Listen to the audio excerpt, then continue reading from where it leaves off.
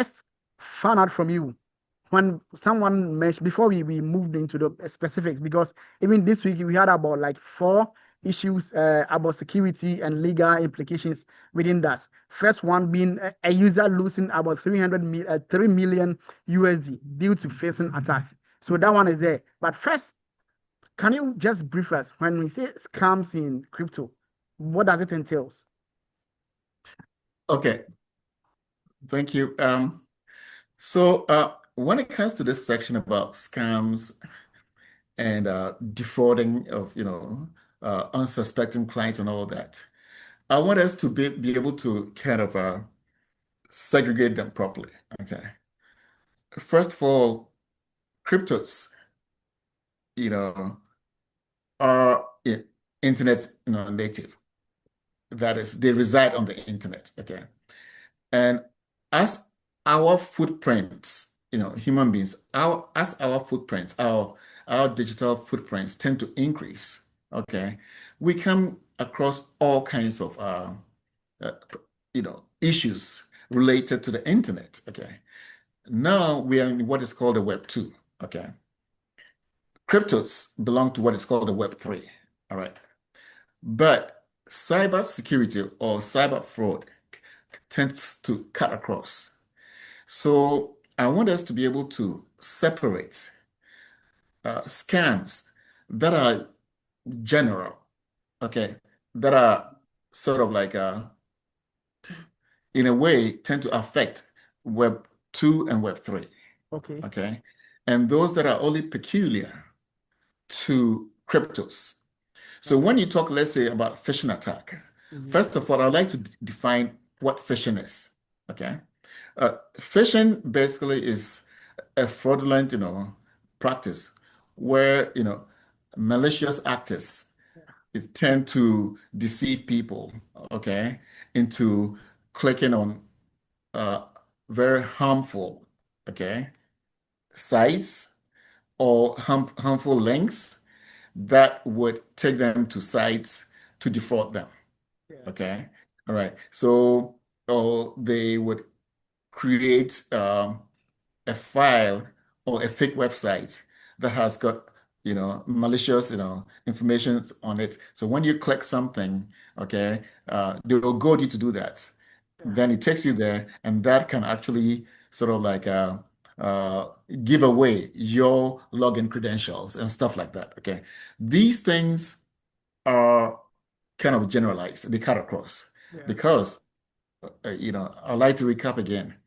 In Web 2, everything that we do is protected by a password. Whether you want to access your banking information, in America, whether it's CTFM, Bank of America, in Canada, Royal Bank, Bank of Montreal, Ghana, Zenith Bank, whatever it is, you need a password. You need a Okay. username. Yeah. Usernames are general. Everybody knows a username, okay? Mm-hmm. It is no secret. But your Mm. password.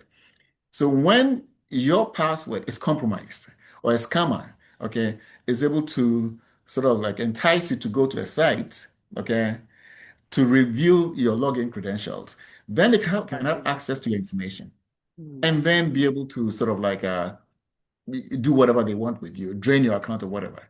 The same thing happens in Web3 or blockchains, okay? What your access to your funds or your crypto funds is what is called a private key. So there's a public key and a private key. If you want somebody to send you Bitcoin or if you want to trade or to transact any crypto, there's a public a public address. I said, okay, Wally, send me some money. I give you my wallet address, okay, and then you send it. Okay. And then I can go into my wallet, and with my private key, be able to access those funds that you've sent to me. Right. So anything that would sort of like compromise your private key, okay, then they can have access into your crypto wallet and Yeah. then drain your funds. Right. Mm. So in terms of phishing attacks, um, you know, business email scams and all those scams, okay, they cut across both Web 2 and Web 3, Mm-hmm. right? But then you can also ask, what aspects of crypto is it that makes it susceptible to some of these Yeah. things? Okay. Different from, let's say, Web3, Web2. Okay. All right. So this is what the kind of distinction I wanted to make. Sure. Okay. Yeah, Mm, yeah. So if it's general to everybody, then we talk about what? Cyber security, mhm, how we protect at that level. mm, But one thing about crypto that makes it susceptible is that we have what is called the smart contracts, as you know, yeah. okay, especially on Ethereum. And smart contracts, they're just a typical, coding language that helps let's say, blockchains to be able to execute transactions or execute instructions from the owners without the intervention of human beings.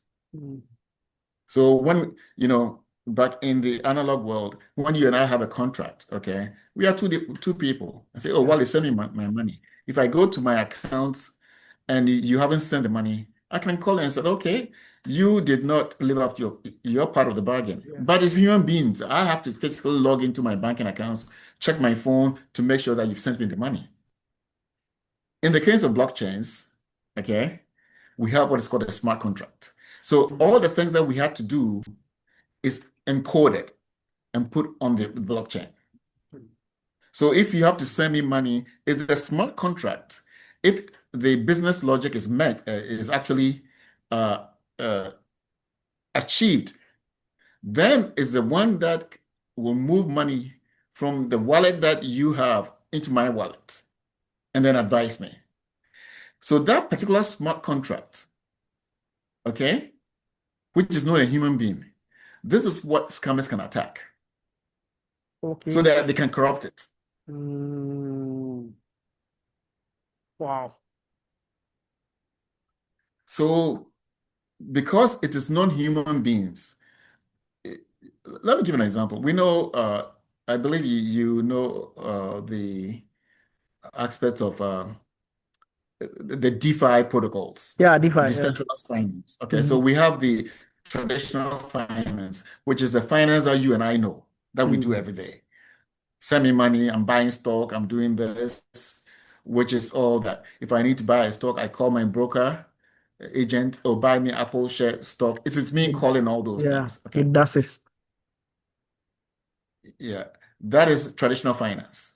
So in crypto world, we call that TradFi, traditional finance. Okay. Mm, And we have the DeFi, decentralized finance. That is all smart contracts. mm, So you don't have people, there's no agent in the middle, no human being in the middle. All you have is code, programmable code. And that is the reason why we call Bitcoin and all cryptos, these are programmable money or programmable entities. mhm. Okay. So in DeFi, you have smart contracts. We call them smart because they are contracts, but they are smart. So they can act as human beings. And these things have been coded. Okay. So I put my money, I go to Aave, any of those, Sushi Swap, whatever, any of these DeFi protocols. And I open up my MetaMask wallet, put in some ETH, and I want to do certain things. I want to buy or exchange my Ethereum for some Bitcoin, whatever. All that process is done by, the smart contracts by code. Mhm. Mhm. So if the code that sits in the middle in this contract, if it's compromised, Compromise. Yeah. then it means that the money that has to go from my wallet to somebody, or if you go to Aave, the pool of funds that they have over there, that enables me to be able to exchange, let's say, my one crypto, my Ethereum, from Bitcoin. It can go there and steal money from there. Yeah. Okay. Yes. Yeah. Mm. So let's say somebody sends you information for a phishing attack, they send you a link and you don't check the address of the smart contract very well. And that's what the scammers do. They will make sure that maybe the beginning and the end of the contract, okay, looks genuine, looks trustworthy, what you know, but the middle is kind of jumped up. Same thing which happens in Web 2. I've had issues about scammers who will send you information from maybe CFA, and you can tell, oh, maybe CFA Institute, but the institute is spelled wrongly. So you may not notice. Everything looks correct here, but probably they would interchange an I and an E. Mm. Okay? So to the untrained, I will say, oh, I've got an email from CFA Institute. It said I should click here to go there to change something, my membership information. The moment you click on it, it's got all your login credentials. Yeah. Okay? So this is what happens. When somebody sends you something and it relates to your either your your wallet address or it's a smart contract, if you're not very careful, okay, if you're not Mm. very vigilant in these things, the scammers will get you. Okay. Mm. Yeah. So the reason why it is at times it is a bit more in crypto is because everything is automated and you have smart contracts that sit in the middle instead of human beings that Mm. execute these things. So most of these big companies, the centralized exchanges that keep most of our funds, um, and the liquidity pools and all those things, the addresses are compromised. Or if Mm. you have one of an internal employee who is a trusted employee whose login credentials has got a lot of clearance, for these internal funds, and the computer that they have is compromised by some malware. At times, uh, you click on certain emails, and then in the background, it will install some malware that Yes. you can't even see. Mm. And these malwares can work, yeah. So these are the things that happen. Yeah. Okay. Okay. So thank you for the explanation because I think now I got the difference, the Web 2 and also the Web 3, and like even some of these phishing attacks that is going on, and even as you said, Web 2, there are still attacks going over there. Um, Mhm. and so the same thing will happen in Web 3 as well. So I think it's normal. But my point here, because for Web 2, I think it's highly acceptable. Like most people accept it, right? But in Web 3, it kind of it's not new, but when it happens that way, people get to be to tend to be afraid of this kind of stuff. Then okay, no, we said it because even people started doubting crypto way back. But when you compare the gains and even when you compare it to S&P 500, crypto is up there, right? Or even Bitcoin is up there. And when some of these things happens, that is when you hear people, yes, we said it. We said some of these stuff will happen. So I think it's on us, some of us, like for us to do the explanation very well, that yes, indeed, it is happening in Web 2. Definitely it's going to happen in Web 3. But this is how we should go about things, how we can protect ourselves. So I think the next thing is how are we going to protect ourselves? And before we go there, do you see maybe like some of these fraudulent issues would get an impact or would have, let's say, effect on how retailers are jumping into crypto and also how institutions are jumping into crypto? Would you see some of these things having these fraudulent cases and also facing attacks? Would it have an impact on some of these investors coming in? Yes, very much so. Any negative news in crypto would affect the how people embrace it and also the demand. So that is what you said is perfectly true. Crypto already, you know, um, due to its very nature, the fact that no, it is not a legacy system, all right? Uh, no government controls it. Um, and if you don't know the person, it's not centralized. Okay, you don't know who is behind it. So if you lose your coins, who am I going to complain to? I mean, if it's peer to peer, if it's not so yes, of course. So by its very nature, it didn't have a good rap. Okay, and rightly so too, for people to be a bit, cautious about it. Yes. Um, and also to the fact that the whole concept, it's not an easy concept to wrap your head around. You know, yeah. I mean, That's true. look, I've had even a computer scientist, a renowned computer scientist in Ghana, back in 2021, 2020, I was at a conference and I gave a speech. And afterwards, this whole renowned computer scientist in Ghana, he called me aside and said, Frank, you know what? I'm a good software engineer, but I don't even understand, blockchain. Okay. So it is perfectly right. For me, myself, I had to take about 3 months to really do a deep dive into it. I bought books, I studied right from first principles.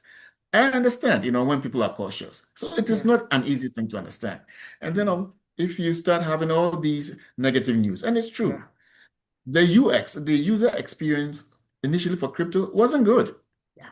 You know, you needed to be tech savvy to be able to even understand it, to be able to use it. So people being suspicious and all of that, it comes with good reason.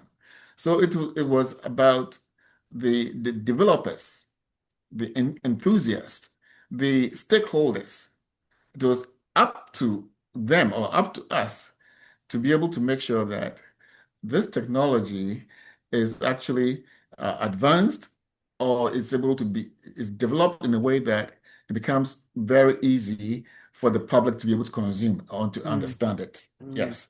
Mm. Um, so back to what you said about the effect. So yes, anytime, and that is why the price of the cryptos, even though it moved from $8,000 when I got involved to, let's say, 122,000 as it is today. Mm. That Today is is, I why think today the is 117K today. 117,000. Okay, Yeah. all right. Yeah. That is why the price does not go up smoothly. That's why it goes up and down like a yo-yo. Mm-hmm. All right. Because it goes up with positive news from the regulators. And the next thing you hear is, oh, FTX, has been hacked, or Terra Luna has collapsed. Somebody has, scammers have actually um, compromised some network and run away with money. This investor has lost so much money. Silk Road. So anytime these things happen, it dampens, Yeah. the the demand for it. Okay. And then, of course, the developers they go back to the drawing board and start, doing things, finding the positive, kind of aspects of it that will help society. Remind you, it has to have some utility. Mm. People have to know that, oh, this thing that we're dealing with, okay, is better than the status quo. You have traditional finance, and this thing is coming up. How good is it? How is it making my life easier? Yeah. Okay. Uh, how is it making my transactions cheaper? Okay. How is it making my sort of like being able to store my value, okay, or being able to transact value or send value to somebody easily. And at Mm. what time? I don't have to get up and go to the bank. Or even if I went to the bank and wanted to send money, it won't take me 3 days. It's instant. It's 24/7. I can do that after talking to you. It's late over here. I can still send value to somebody in Vietnam or Mm. China. So you look at the positive aspects, okay, and you try to make sure that you can enhance those positive aspects and then work against the negative aspects, which is making people fearful of Mm. it. Okay. Yeah. So, yes, this is what it is. People are still working on it. And that is how come we have now stable coins. I think last week when we Last week. spoke, Mm-hmm. okay, Yeah. I think I mentioned that stablecoin transactions, the transaction volume, okay, was about 6 trillion in 2023. Well, in 2025 or 2024, it was about $26 trillion. Mm. So the transaction volume, okay, the value of stable coins in circulation now is about $260 billion Mm. dollars. That's the value. So if you take Mm. all the the tethers and the compounds and the PYPL, USD, all those things, the value now is about $260 billion. Wow. But in terms of the transaction volume that they support, last year alone was $26 trillion. Trillion. Wow. Okay. So if you look at the utility, the positive aspects of it, it is Yeah. helping us to do cross-border transactions, and settle. We have a near instant settlement. Mm. It has a very low transaction, cost. Okay. You can do it 24/7 any time of the day. So those are the benefits. And if you're able to do that with very minimal, okay, kind of loss, then it's a Mm. good thing. Yeah. Mind you that that's what the scammers, they're everywhere. And I believe that you're aware of how even WhatsApp is being hacked. The other day, Mm. somebody said, "Oh, you're in a group of WhatsApp people, so my account has been hacked, and this person is actually calling my people Yeah. or demanding money from all that." That is Mm. Web 2. WhatsApp is Mm. Web 2. But people are hacking all the time. Okay. Yeah. Right. Yeah. But as you said, as for Web 2, it's been with us. We know what it is. So when negative things happen, we take it Doesn't in good affect us. spirit. Yeah. Yes. But for something like a Web 3 that is new, that we don't fully understand, Mm-hmm. okay, we don't know who is behind it. If these things happen, it makes us more fearful. Yeah. And to add again, the reason why stablecoins are accepted is that stablecoins are regulated and then they have collateral backing them Mm-hmm. up. So for each dollar of USDT stablecoin or USDC stablecoin, there is a dollar Backing it of a up. liquid asset that backs it up. And Mm. it's also being regulated. Regulated. Okay, Yeah. yes, okay. That Yeah. makes it the most important part. Yeah. Backing it up. Yes. Yeah. Yeah. Yes, and then being regulated. You have Regulated. accounting firms that are confirming that, oh, Mm-hmm. I'm part these things, I've got monies that have been put in escrow that are supporting them. Mm-hmm. So if the company behind it were to fail and I'm stuck with some stable coins, I can still get my dollars or can Yeah. back. Mm. Okay. All right. So now you have the benefits of the digital currency or the benefits of it. Quick transaction times, low transaction costs, um, 24/7 trading, all those things. Plus the benefits of the security of a fiat currency. The fiat. Yeah. Okay. Mm. That is what makes stable coins. So now, yes, there's a link between Web 3 and Web 2. Web 2. Okay? Between TradFi and DeFi. And DeFi. the link between that are stablecoins. Wow, that's a good explanation, like for even the layman out there just walking around to understand it. Yeah, and as we said, I think the most important part is the education part for me. So so for Bitcoin and even crypto, we started hearing it back then, and for people to even invest, even accept it, to be receptive to it, it was a big deal because they we don't know the person, as we said, the person behind it. We might not know whether the fraud, but Web 2 it happens. So I think that is, but I think my question will be maybe we ending the show. My question will be now from here, how do we as regulators? Yes, I know they are doing a lot, but still we need to do much more about these things so that it will reduce to the minimum, barest minimum. Because yes, so for instance, when you take a JP Morgan, for example, Chase, if someone is trying to hack you or whatever, you will get a notification, right? And even you will be, sometimes you will even be there, then somebody will call you. Yes, somebody has deposited or even withdraw this kind of amount of money. And Chase will never call you, right? The bank will never call you about that because they will detect it, and even they at their back end they'll even, what they will do is, I think they will just hold on to whatever your account or whatever the person is trying to do. So I think um Yeah, they'll freeze the account. Yeah. they'll freeze the account. So from what do we do? Like, we are all doing the education. What do we do, and how are these regulators helping to minimize these kind of activities, fraudulent activities that is going on in the art space? Okay. Yeah. Thank you. That is why. Okay. So there are two ways. Yeah. You know, the cryptos, either you do direct peer to peer. that is between myself and yourself, Mm-hmm. or somebody in Vanuatu or China, okay? Mm. It's peer-to-peer. Yeah. Because the concept of crypto or blockchain is that there are no legacy systems in the middle. I don't need a bank to be able to send value or money between you and I. Yeah. The traditional system, how do I send money to you? Okay. If I have a dollar with me right now, how do I send it to you Walee now? Mm.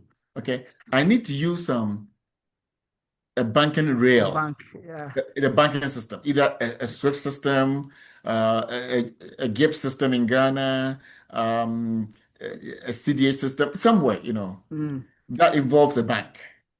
Mhm. So, because if I have a dollar with you, me now, I cannot fly that dollar to you to put in your back pocket wherever Y- you are. So I Yes. need a third party in the middle. Hmm? Cryptos are the opposite. There are no legacy people in the middle. Okay. Mm. Now, to change that, and that is why the regulators did not like that, because then it becomes, an arena that criminals can actually utilize, or people can actually involve with changing value and not paying proper taxes on all those things. Okay. All right. It's outside the purview of, scrutiny. So financial scrutiny becomes limited, in Mm. that particular arena. And then there's the other aspect, which is the centralized exchanges. Okay. Like the Binance and the Coinbase and cracking, all those people. Okay. All right. But those ones are regulated. Okay. And when they are regulated, it means that you, the person, when you deal with a centralized exchange, all right, your private keys don't belong to you. It belongs, I mean, it sits on their system. So there's a downside to it. Once it sits on their service, it means that that server can be hacked. And that Yeah. is how come you can lose your funds, as opposed to when you have your private keys on your laptop. Hmm? Right? Okay.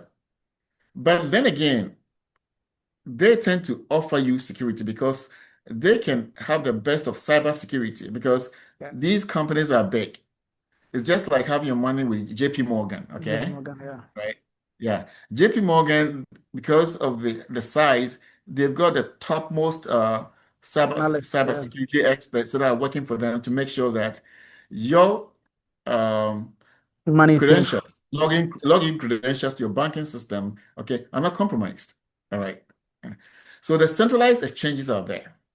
Okay. So it is still developers. Okay. The very nature of crypto that makes it easy for people to hack, like I said, smart contracts and all those things.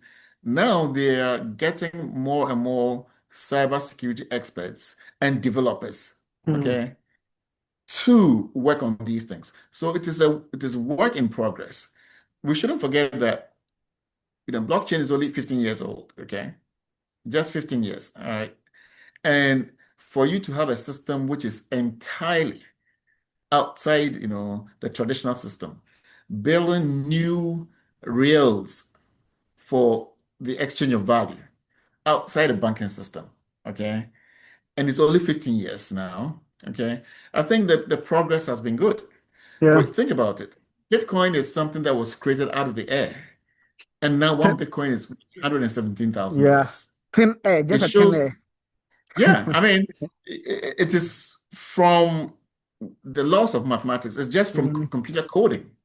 Mm. There's no legacy system or government behind it because all the values that we know, okay, the currencies that we have, everything is owned or controlled or being regulated by some legacy system, whether it's a government, whether there's a UN, um, whatever, legacy system that there are. Okay.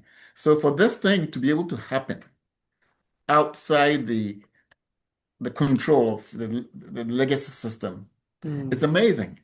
So, and as and when, regulation or it becomes a main. Hmm. Okay, I think we are losing Mr. Frank over there. Oh, yes, I said it. So we lost Mr. Frank at the end parts. So we are almost ending the show. Let's see if he can rejoin so we can end the show on a brighter note. Last week the same thing happened to us. So, but let's see if he can rejoin. If let's give like let's say 2 to 5 minutes. Then we see if he can wrap it up for us. So today what we did was look at the scams and also some of the fraudulent activities in crypto space. And this week we had a lot of them, about four of them, jailing some of them, and also